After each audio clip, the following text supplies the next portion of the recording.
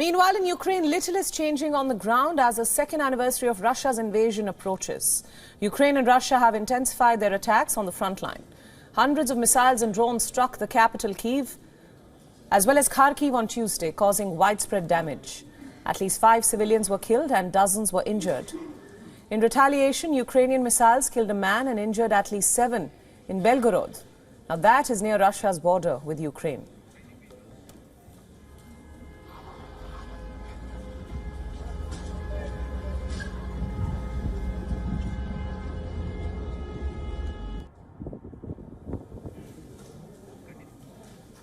The escalated strikes follow a trend that has seen Russia escalate airstrikes during winters. Last year, using similar tactics, Russia targeted infrastructure, especially energy and heating, leaving millions of Ukrainians struggling to stay warm.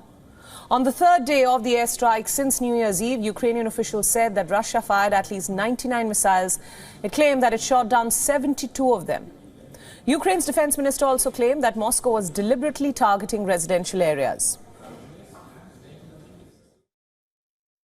Дорогі українці, українки, 2 січня 24 року знову удар російських нелюдей. Dear Ukrainians, on January 2, 2024, there were once again strikes from the Russian non-humans.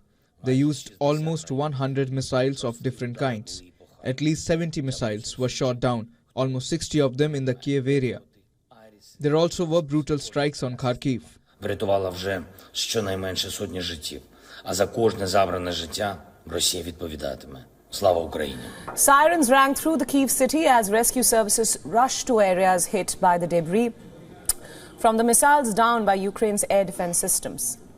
Military authorities sounded air alerts for at least 3 hours. We were under fire the whole night. First there were drones, then we fell asleep for a second and were woken up by explosions, hearing that missiles are in the air. Me and my child hid in the corridor. We were very scared.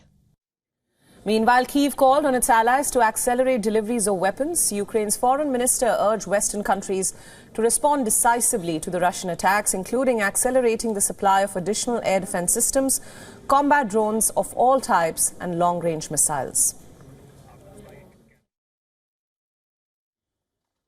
We got to remember what Ukraine is fighting for. They're fighting for their freedom. They're fighting for democracy.